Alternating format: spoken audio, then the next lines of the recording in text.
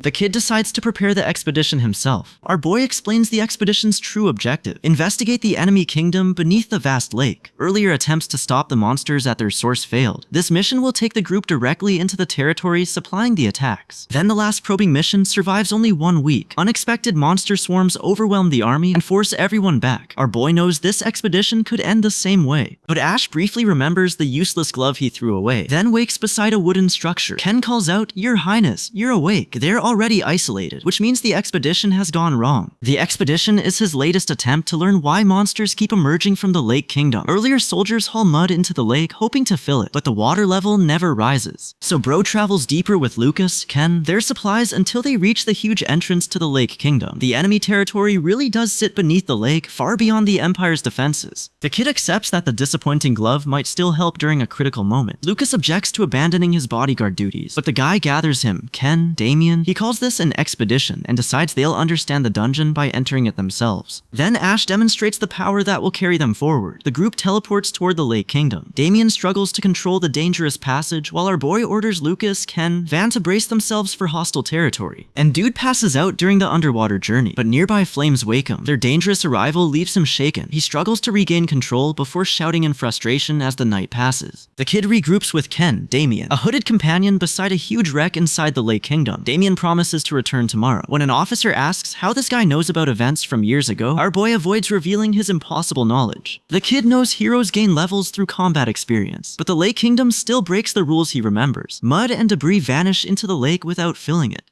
100 cleared runs, and the game finally found something he doesn't have memorized, so he presses on as something moves closer through the darkness. Now sudden flames warn Bro that something is nearby. A surge of power makes him tremble as the danger reaches the expedition, and by the following day, events return to the palace. Back at the palace, Ash orders Ken to prepare another expedition. Ken agrees, and the tray rat gathers the supplies. Our hero only reveals the full danger when he names their destination, the monster's base beneath the lake. So his party enters the Lake Kingdom despite the Imperial Army's warning. They believe the bottomless lake connects directly to hell. A violent current tears through the group, and a foot slogger searches the darkness, calling, "Your Highness, Highness, where are you? Then the current pulls our boy and Ken toward a hooded woman near the submerged city. Weapons clash when the expedition confronts her, but when Ken falls, the woman steps in to help, leaving the kid unsure of her intentions. And Bro questions the hooded woman, but she admits, I forgot what my name was. She leads them around the sealed entrance toward a drainage facility. Before they enter, she warns our boy that the floor is slippery. A frightened footslogger begs our boy to abandon the drainage facility. Ash refuses, because they still need to clear the route ahead. He, Ken, and the others continue through the darkness, certain they can handle whatever waits inside. So a giant rat lunges from the darkness. The kid orders Lucas forward. Lucas holds the front. Lucas stops anything that comes close, while the others attack the rat. Even after striking it, the party senses another possible threat nearby. The expedition first assumes the distant woman isn't hostile. Dude still can't ignore her, because a character who shows up in none of his 100 playthroughs is exactly the kind of thing that gets a player killed. Her presence proves the cursed dungeon no longer follows the game exactly. So, the woman confirms that she can't remember her identity, and asks them to call her No Name. Our boy accepts her help and thanks No Name. Her knowledge gives the expedition a route through territory the guy no longer recognizes. And Van warns Ash and Damien that the unnatural darkness blocks even his special eyes. The expedition keeps moving toward the next area, knowing hidden enemies can slip past their best scout. The system orders the expedition to kill the enemy. Van acknowledges his command. The party wipes out the rats, but another creature approaches. Before moving on, they stop an unidentified white-haired person nearby. No Name says she came from the shore above. The darkness keeps getting thicker, but the kid won't turn back. They must enter the Lake Kingdom and destroy the monster's source. But No Name leads Bro, Ken, and the expedition around the city walls. After some 20-odd minutes, they reach District 1's dried-out sewer. Stronger monsters and thicker darkness wait deeper inside, and something unseen starts crunching nearby. The system gives Ash's expedition its first objective inside the sewer. Kill 14 LV3 large gutter rats. The mages burn and shock the group with fire and lightning. Damien congratulates everyone.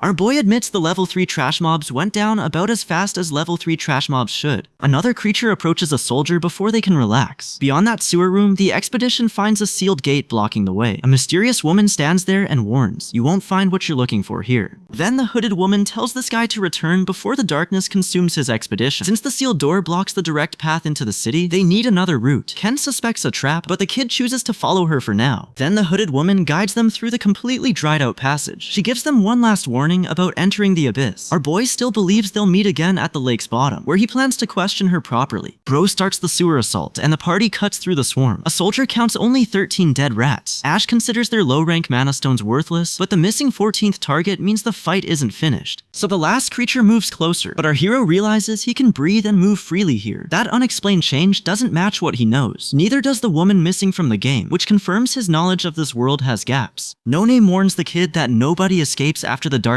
swallows them. She plans to watch him closely and judge whether his promise to face the abyss comes from sincere courage. Now our boy notices his light breaking apart inside the darkness. No Name orders him to put it out because illumination is dangerous here. Dude listens, completes the preparations, and asks Ken whether he's ready to continue. And Ash pushes through the sewer battle while Van stays focused during the party's attacks. Together they bring the rat swarm under control. The hidden 14th rat jumps a footslogger, but our boy intercepts it and kills it with one blow. Stunned, the footslogger asks how the kid defeated the creature so easily. Our boy warns Ken that greed could lead the party straight into a trap. After clearing the third room, Bro, Ken, and Van head deeper into the dark sewer, and a giant rat emerges, threatening to kill the entire party. But they defeat it almost immediately. The kid didn't expect such a quick victory, and the way forward opens. Lucas restrains a masked party member who interferes with the reward while Ash searches the container. The expedition confirms that the stranded Lake Kingdom is an enormous, highly advanced magical city. The guy decides they've gone far enough today and orders everyone home. Before they leave, another creature attacks, but our boy flattens it with one punch. He tells Lucas to stop asking how a washed-up streamer suddenly punches this hard. Damien inspects the remains, and Bro confirms they found an ordinary treasure chest instead of another trap. Then the kid leads everyone onward, but another giant rat rises from the dead swarm and attacks. The tin suit intercepts it while our boy prepares to fight, starting one final sewer battle. So the enraged creature curses this guy, but the expedition defeats it. A footslogger asks if they can finally return home, while the kid checks the treasure chest for one last reward. Meanwhile, a masked figure waits among the ruined streets as another creature attacks Dude. Before the beast can continue, a fatal blow drops it and ends the attack. So Ken, Lily, and the mob in boots search the corridor and recover a treasure chest. Jupiter presents the recovered chest to Ash. With the reward secured, our boy Ken Ken Lily. Van reach a huge door and hear a monster roaring behind it, so everyone prepares to fight. The beast lunges, starting the LV-15 boss fight against giant Ratman's sewer manager Peleg. The woman in the wheelchair burns the rats, and the eye patch officer blasts Peleg with lightning. His expedition kills the boss. But with Peleg dead, our hero leads everyone beyond the boss room. A portal takes them deeper into the Lake Kingdom and reaches the hidden alley base in District 2. An masked figure attacks beyond the portal, but the kid intercepts him with a punch, dealing hundreds of damage. Bro calls it a lucky strike. Lucas and a nearby footslogger realize his strength is far beyond normal. Van uses the all-seeing eye to find the next hidden enemy. Another kill order appears. Ash promises everyone can return to Crossroad after clearing this room. The party attacks and brings the enemy down. The sewer boss tries one final attack, but Lily burns the surrounding rats. Jupiter finishes the boss with lightning, and its death leaves behind a boss room reward chest. Then our boy Ken, Lily, and the mob in boots move through District 2. The system denies them access to the next region, stopping their progress while a masked figure waits beyond the blocked route. A giant gutter rat drops from above and ambushes a footslogger before the expedition can leave. Our boy intercepts it with a decisive blow. Ken checks on him, and the kid confirms he's fine. The system registers a newly triggered characteristic and gives Room 3 its objective. They must kill 12 LV-3 giant gutter rats. Bro and Ken move forward, but one creature speaks and leaves a priest stunned. Then Ash accepts a sword as the party finishes the fight. Their fire attack holds the enemy back, and a huge lightning strike destroys the giant rat. Our boy orders Lucas to secure the exhausted lightning mage. Lucas obeys. Now the guy reaches District 2's hidden alley and realizes the passage itself is enormous, showing the Lake Kingdom's true scale. The system blocks further progress. The kid never planned to continue today, so he ends the expedition.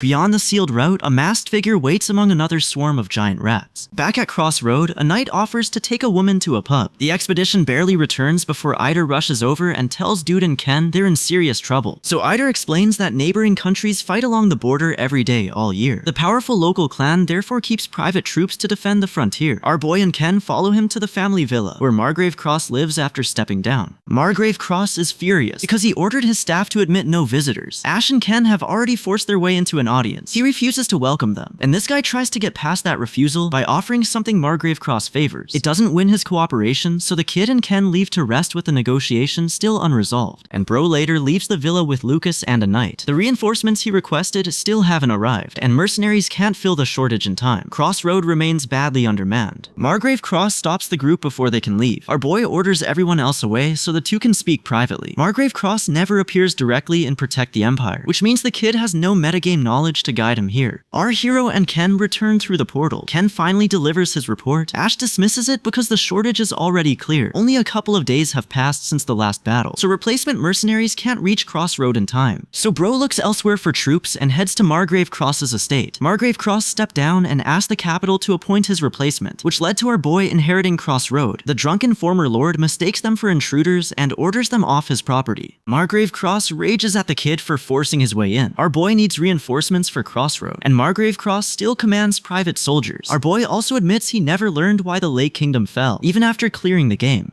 That leaves both Margrave Cross and this frontier outside his knowledge. Meanwhile, the Gutter Rat army is already threatening Crossroad, so Dude can't waste time arguing. Margrave Cross demands food at the estate, and the kid spots an opening to keep negotiating. Lucas watches as our boy prepares to use that weakness. Then, on the way to Margrave Cross, Lucas confirms where they're headed. The guy wonders why the former lord surrendered land his family defended for generations. At the estate, Ida uses their old acquaintance to arrange a greeting. Margrave Cross backs down before his threat against Ash turns into a fight. But Bro confirms Margrave Cross still commands loyal private soldiers. Winning him over could fill Crossroad's troop shortage. A guard notices the covered cart the kid brought to the isolated estate. Our boy didn't arrive empty-handed. Giant gutter rats are still multiplying beneath the lake. Once their numbers reach the critical point, they'll pour into Crossroad. This guy urgently needs reinforcements. He pushes Lucas to agree. Margrave Cross's private soldiers are their best remaining option. So the kid chooses Margrave Cross because a Margrave governs a fortified frontier. He should also command soldiers trained to defend it. When Bro and Lucas reach the estate though, our boy barely recognizes the hostile drunk before them. Margrave Cross furiously orders everyone to leave. Duty clearly won't persuade Margrave Cross, so Ash reveals the cart's gold. He uses the former lord's greed to secure the audience he just refused. Margrave Cross immediately welcomes our hero inside and orders him to bring everything. Then drinks arrive while the kid negotiates for the private soldiers. The meeting quickly turns hostile. Dude doubts what he's hearing, spits out what he's given, and angrily confronts Margrave Cross across the table. And Margrave Cross explains that contamination as ruining the entire region. He has already given up the fight. Once he put down his sword and shield, his soldiers followed him. Our boy fails to recruit them despite the parting gift. The kid orders everyone back to Crossroad because the defenses still need preparation. His reputation as a drunken playboy prince makes his new authority hard to trust. A young woman fears that serving under him will mean relentless exploitation. Margrave Cross accepts the rare alcohol, but our boy spitting out his homegrown fruit irritates him. He turns the conversation toward the ruined frontier. The former lord admits he wishes the monsters had never invaded. Now Ash asks why Margrave Cross keeps an orchard while contamination destroys the land. Crossroad remains critically short on soldiers, but Margrave Cross calls his remaining effort useless. He still refuses to return to the fight. Bro can't see what Margrave Cross expects from a dying orchard. Stage 2 has 3 unknown monsters and multiplying LV5 giant gutter rats. Knowing he needs more soldiers, our boy reveals the valuable gift he brought. Now Margrave Cross leads the kid inside and accepts Peacemaker. The alcohol was made for the Emperor's coronation and bears his middle name. Drinking on an empty stomach, Margrave Cross dismisses his question about leaving. He insists abandoning the orchard's fruit would be foolish. Then Margrave Cross explains that dead monsters release murky mana into the frontier. It poisons the land, leaving his orchard with little hope. The guy still insists Crossroad needs reinforcements from the family that defended this land for generations. And Ash suspects the director has manipulated events to create these conditions. He keeps negotiating over drinks. Bro has a servant bring in another covered offering. The servant recoils in alarm before revealing what our boy prepared. Margrave Cross finishes the rare alcohol and takes the kid behind the estate. A nearby monster corpse still leaks murky mana into the orchard. Even so, Margrave Cross claims the poison land as his own and refuses to leave. So this guy finally presses him about the soldiers he came to secure. Margrave Cross claims he has none available for Crossroad. Our boy rejects that answer because the Cross family still commands private soldiers, even as contamination ruins the frontier's future. Dude leaves the fortress determined to prepare Crossroad until Margrave Cross agrees. He accepts the old guard's invitation to drink before going. The estate reeks of alcohol, confirming that rare liquor is his best chance to continue negotiating. So Margrave Cross praises the coronation liquor and explains why he tends the orchard. The land gets plenty of sunlight, making it ideal for growing fruit. Murky mana is already entering the soil though. He asks whether Ash understands what happens once contamination takes hold. And Margrave Cross warns that the cursed land will eventually consume the kid too. Our hero cuts the lecture short and prepares to leave because the negotiation has failed. He remembers that Margrave Cross once commanded loyal soldiers before stepping down.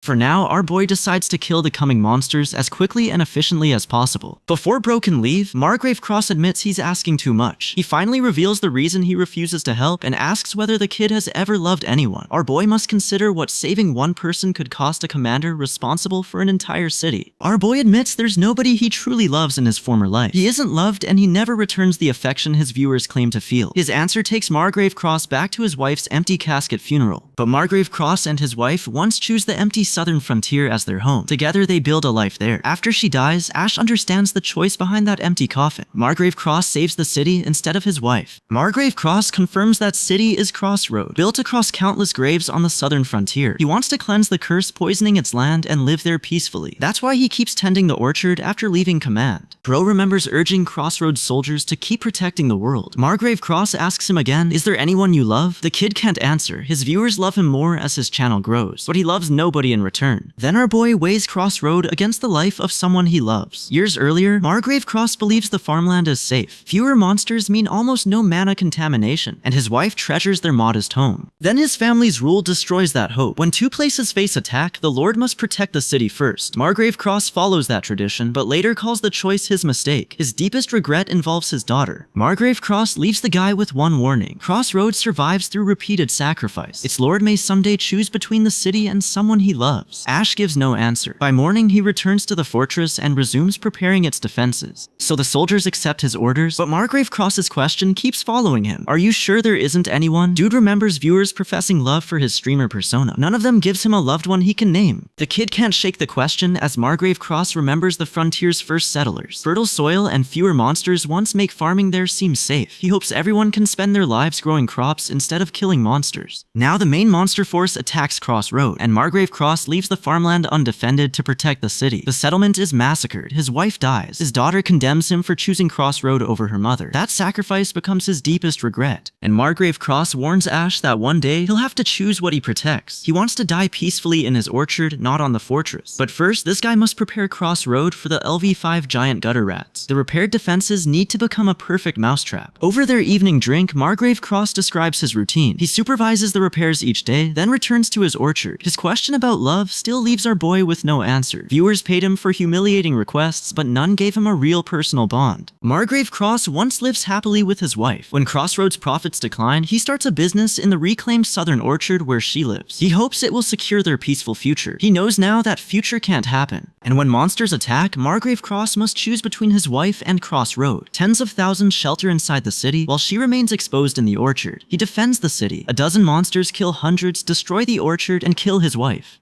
His daughter condemns his decision and leaves days later. Bro takes the warning as a prophecy, not a curse. He turns back to the coming attack and asks when repairs will finish. The answer is 10 days. There's no time to waste because the damaged wall must be restored before stage 2. Ash keeps thinking about public attention and genuine love. One is empty, while the other gives a life meaning. Margrave Cross protected the city, but that choice cost him his wife. Then the reclaimed orchard sits outside the fortress in the most dangerous territory. When 100 giant monsters approach, Margrave Cross has no way to defend both places.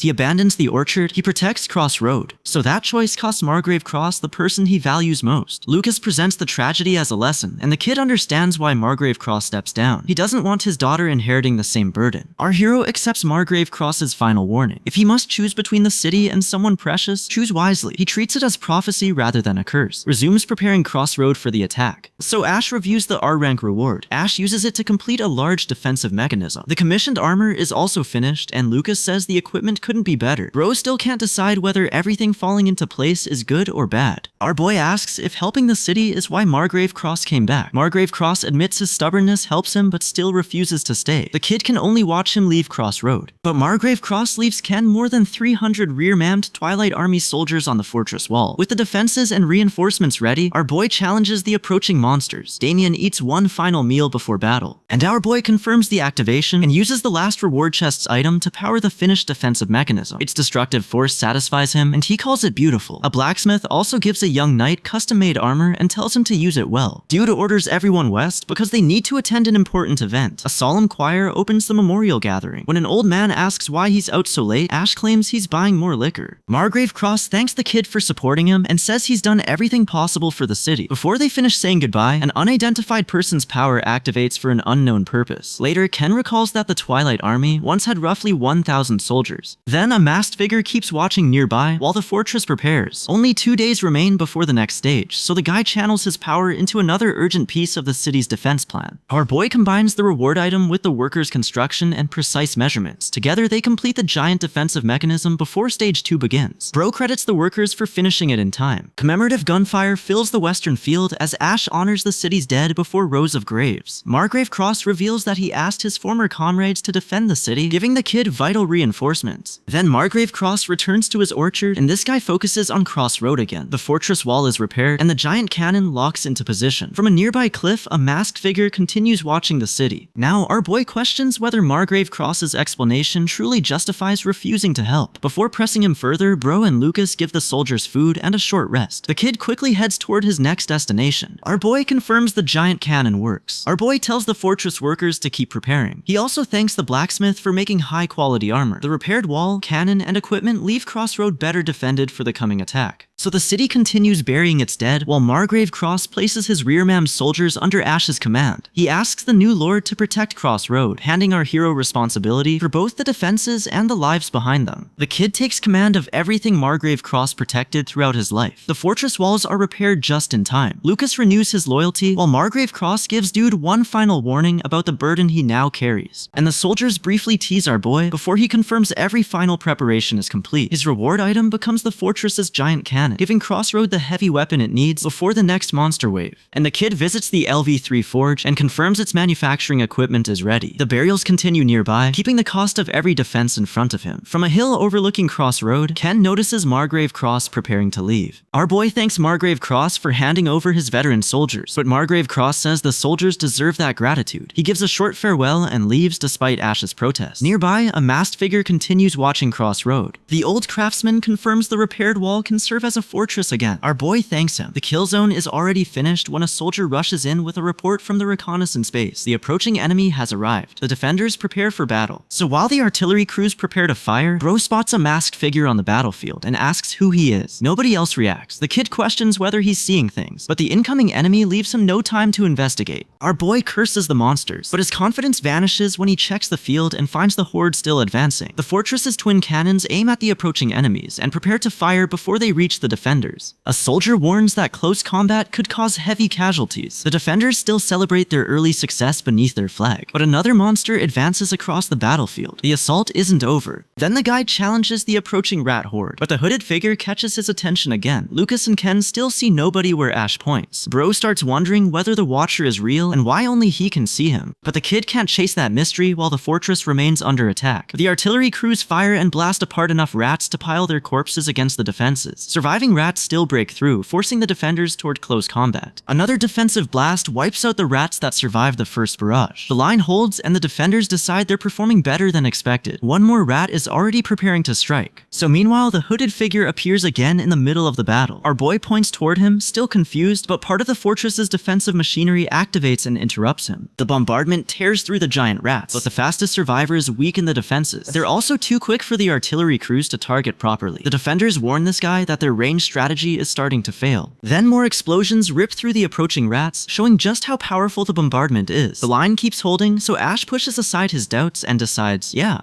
I should trust them. And an urgent rider races along the fortress wall as the attack grows fiercer. Dude spots the masked watcher again, but Ken insists nobody is there. The kid calls Damien over. The kid asks whether he can see the same person. Our boy realizes the enemy he's been expecting has finally arrived and says, so you're finally here. The bombardment destroys another giant rat. Still, 30 minutes have passed since the battle began, so our hero carefully tracks the defenders' progress. The artillery keeps blasting apart giant rats, but even those powerful shots can't stop the horde from charging toward the fortress. Now Ash judges that the defenses are still holding. An urgent rider races across the battlefield, and another explosion confirms the attack hasn't slowed. Damien answers, no one, your highness. Only Bro can see the masked watcher. With giant rats still charging, the kid leaves that mystery alone and focuses on the battle. Another artillery strike tears through the horde, but the fastest survivors cross the outer barriers. The obstacles between the kill zone and fortress wall barely slow them. Our boy realizes more rats will reach the wall than he predicted. Then the giant rats close in while bombardments scatter their front ranks.